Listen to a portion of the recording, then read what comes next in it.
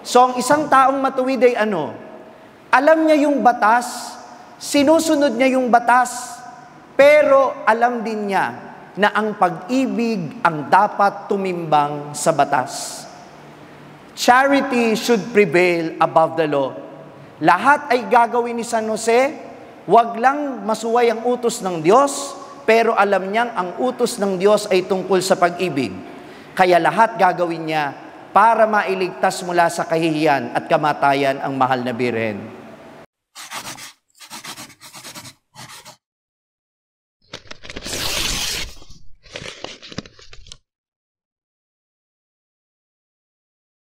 Sumainyo ang Panginoon, ang mabuting balita ng Panginoon ayon kay San Mateo.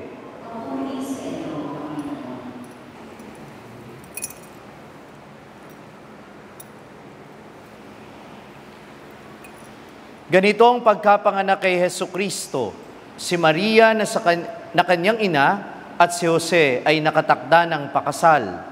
Ngunit bago sila nakasal, si Maria ay natagpuang nagdadalang tao. Ito'y sa pamamagitan ng Espiritu Santo. Isang taong matuwid, itong si Jose, na kanyang magiging asawa. Ngunit ayaw niyang mapahiya si Maria, kaya pinasya niyang hiwalayan ito ng lihim. Samantalang iniisip ni Jose ito, nagpakita sa kanya sa panaginip ang isang anghel ng Panginoon.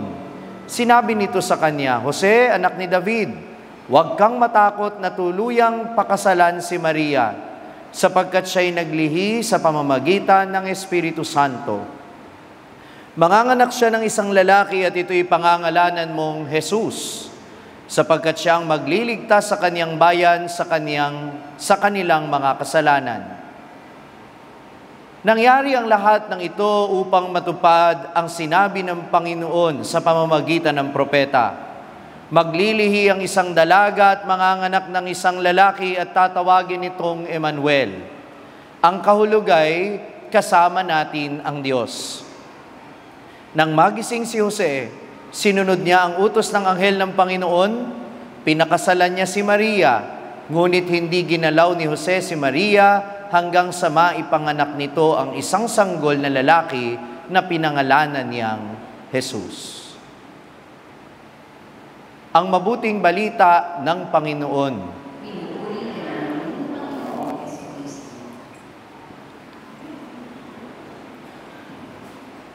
Magandang gabi po sa inyong lahat. Pagbati natin sa lahat ng mga nakasubaybay sa pamamagitan ng live streaming at sa lahat ng mga panauhin namin na nagsimba dito ngayon at manonood ng concert mamaya.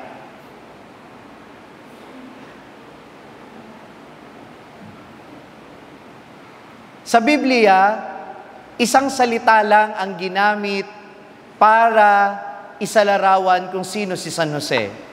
Si San Jose hindi siya masyadong kilala dahil maliban sa pagiging ama ni Jesus, walang masyadong alam ang mga tao sa kanya. Bakit? Ni minsan hindi siya nagsalita. At kung tutusin, parang wala ring masyadong nasabi sa kanya kahit ang mabuting balita o ang ebanghelyo. Pero mapalad tayong mapakinggan sa araw na ito ang sulat na ito ni San Mateo na isinasalarawan si San Jose bilang isang lalaking matuwid, a just man, a righteous man. Sabihin nga po nating lahat, matuwid.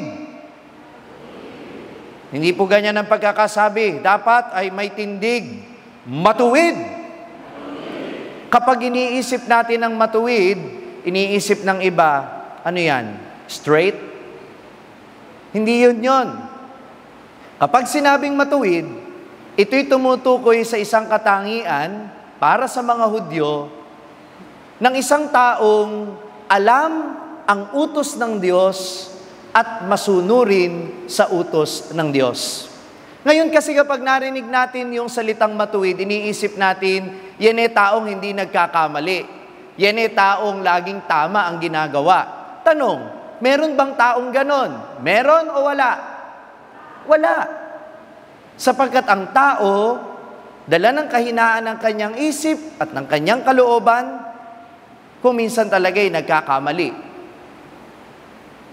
Kaya ngayong araw na ito ay pinapaliwanag sa atin si San Jose bilang modelo ng pagiging matuwid. At ang pagiging matuwid, kagaya ng sinabi ko, una sa pagkaunawa ng mga Hudyo, ang taong matuwid ay alam at sinusunod ang utos ng Diyos. Pakiulit nga po, ano ang taong matuwid? Alam at sinusunod ang utos ng Diyos. Kaya si San Jose, alam na alam niya yung consequence ng mangyayari kay Maria kapag natuklasan ng mga tao na siya'y nagdadalang tao, nang hindi pa sila nagsasama sa iisang bahay. Let me explain. Ang binanggit dito sa Ebanghelyo, sila'y nakatakdang ikasal. But in reality, kasal na sila. Kasi po sa mga Hudyo, pagkatapos ng kasal, may pagitan pa yung pagsasama sa bahay. Ikakasal muna kayo, ihahanda ng lalaki yung tutuluyang bahay, ihahanda niya ang kanyang sarili para sa obligasyon sa pamilya, at kapag handa na siya, at sa kanya ititira sa sariling tahanan yung kanyang mapapangasawa, at doon sila bubuo ng pamilya. Nakikinig pa kayo? Ibig sabihin nun, betrothed, magkagampan. Yun ang situationship nila ni Mary at Joseph. Yun ang sitwasyon ng relationship nila. Ngayon, kapag natagpo ang nagdadalang tao ang babae, na hindi pa sila nagsasama sa iisang bahay, ibig sabihin yung babae nagtaksil.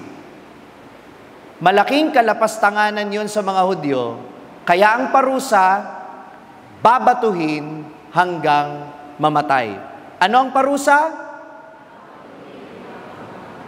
Yun ang consequence. Mahal na mahal ni Jose si Maria. At ayaw niyang mapahiya ito. At higit sa lahat, ayaw nitong mamatay ang kanyang mahal.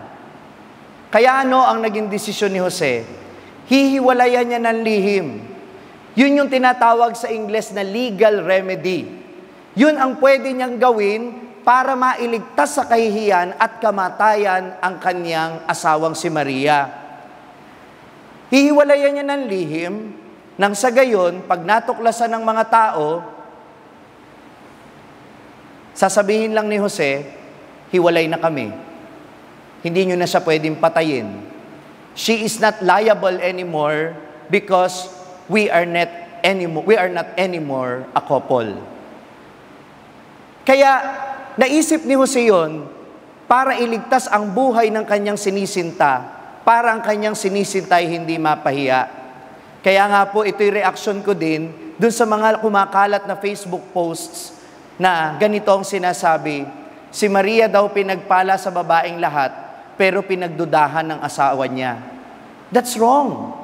Sabi ni Pope Francis sa Patris Corde, noong 2020, it's a document about Saint Joseph. Ang sabi niya doon, si San Jose ay malinis ang puso at kahit kailan hindi niya pag-iisipan ng mali siya ang mahal na birhen.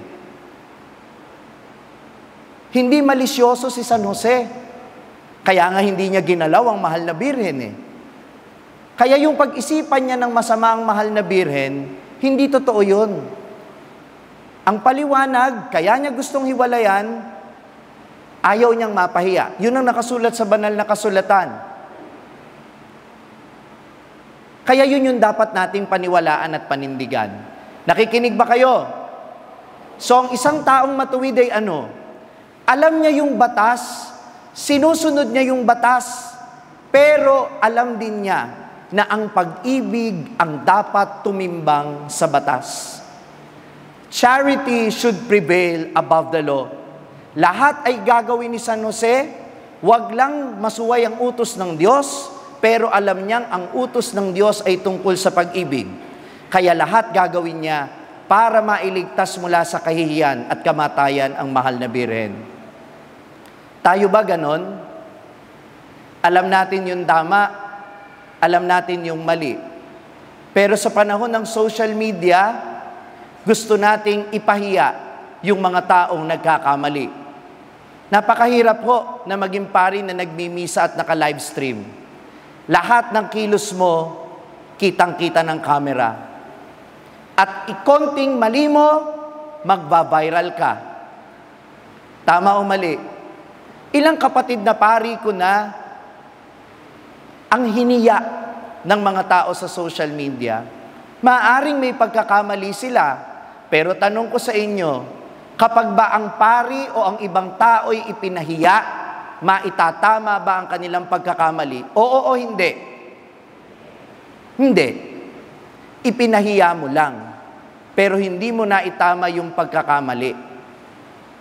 Sabi nga sa Tagalog, hindi maitatama ng isa pang mali ang isa pang pagkakamali.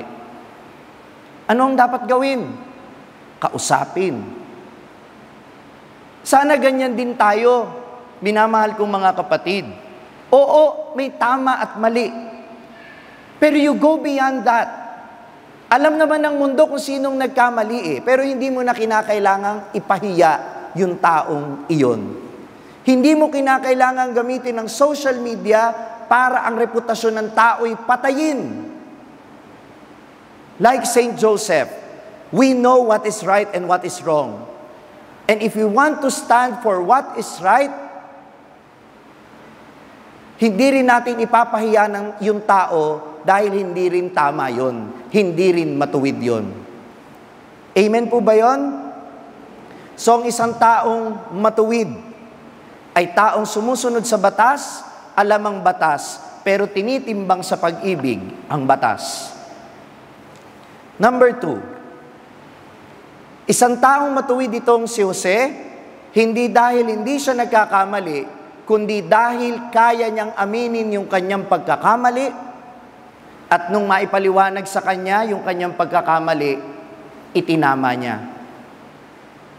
Ilan sa atin dito, pag nagkakamali, imbis na ituwid ang pagkakamali, imbis na maging makatwiran, nangangatwiran lang.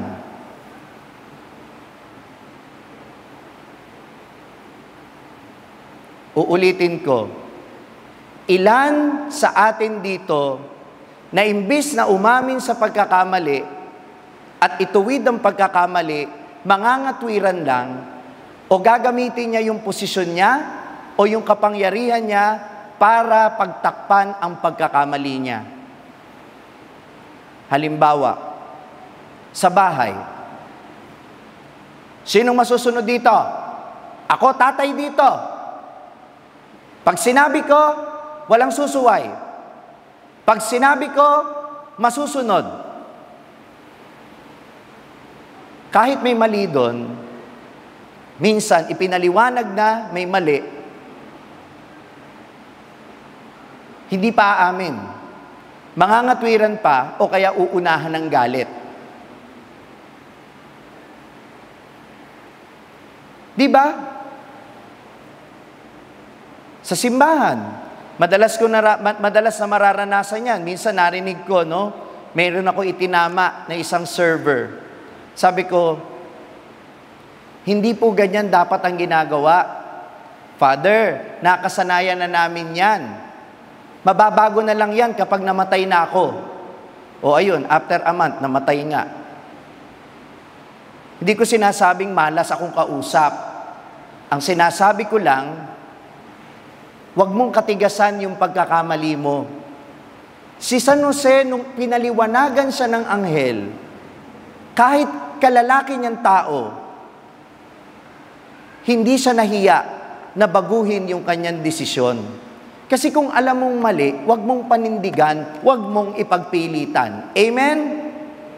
Ang taong matuwid ay yung tao na nagkakamali, pero nakikinig, kayang umamin sa pagkakamali at itatama ang kanyang pagkakamali. Minamahal ko mga kapatid, sana'y matuto tayo sa halimbawa ni San Jose na sa kabila ng kanyang kahinaan bilang tao, nagkamali man siya ng desisyon, naging matapang siya at mababang loob na baguhin ang kanyang desisyon at ito'y iayon sa kalooban ng Panginoon. Sapagkat tayo kung minsan matigas ang ating ulo, ayaw nating ibaba ang ating pride. Gusto nating panindigan kahit na mali na. Gusto nating pangatwiranan kahit alam nating tayo yung nasa kamalian, ang tunay na taong matuwid ay hindi yung taong hindi nagkakamali. Siya yung taong alam niya ang kalooban ng Diyos, alam niya ang batas, sinusunod niya ang batas, pero tinitimbang niya sa pag-ibig ang batas. At ito'y ang mga tao na kahit magkamali, marunong umamin at itinatama ang kanilang pagkakamali. Amen. Kung na-bless ka ng pagninilay natin sa araw na ito, huwag mong kalimutang mag-subscribe sa page na ito at i-click ang bell button para manatiling updated sa tuwing nag-upload tayo ng mga pagninilay dito. At syempre, hindi pwedeng ikaw lang ang nabe-bless. Kung gusto mo ring ma-bless ang iyong mga kaibigan at mahal sa buhay, i-share ang link ng video na ito sa kanila. Ako po si Father Franz Dizon, ang content creator ng Sa Madaling Sabi na matatagpuan ninyo sa iba-ibang social media platforms. Pari ng Diocese ng Malolos at ngayon ay matatagpuan na rin po ninyo ang aking mga pagninilay sa #1 Catholic app in the world, ang Hallow. 400,000 po na Pilipino na ang nakasubscribe sa Hallow. Ano pang hinihintay ninyo? I-download na po ninyo ng libre ang Hallow app sa inyo pong Google Play Store o kaya naman ay Apple App Store. Magkita-kita po tayo hanggang sa aking susunod na pagninilay dito sa ating page, ang Sa Madaling Sabi.